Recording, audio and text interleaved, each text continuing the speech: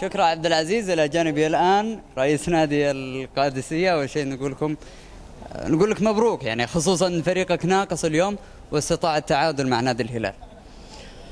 أول شيء بسم الله الرحمن الرحيم. أعتذر بس عشان صوتي.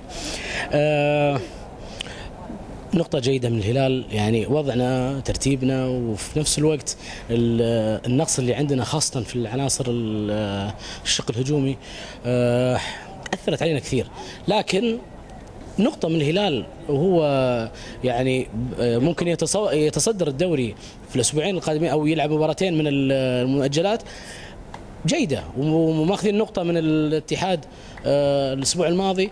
أعتقد فريقنا وصل إلى فورمة جيدة، نتمنى أن احنا نواصل على نفس المنوال، مستويات إن شاء الله جيدة، إبراز العناصر، إعادة العناصر المصابة أو الموقفة إلى وضعها الطبيعي بإذن الله، ويشاركوا مع زملائهم، ونتمنى إن شاء الله التوفيق لنا ولإخواننا نادي الهلال.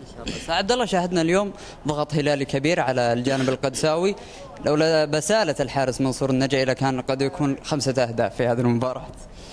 شوف، أول شيء أشكر اللاعبين، أشكر الجهاز الفني والإداري، عملوا بعمل كبير من قبل مباراة الاتحاد إلى اليوم، كان عمل جهد كبير، التزام، انضباط، فأشكرهم أول شيء عليه، خاصة منصور النجعي اللي أنا أعتقد أنه إضافة للنادي القادسية، ووجوده هو اليوم أبرز جزء كبير من موهبته.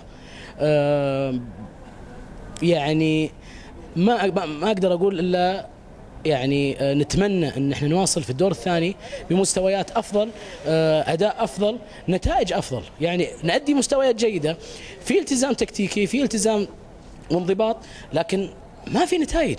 هذا المشكله، ازمه اصابات المهاجمين عندنا للاسف من العام الماضي وهي عندنا، لكن ان شاء الله الايام الجايه حنحاول نتلافاها ان شاء الله، ونتمنى لكم التوفيق. شكرا.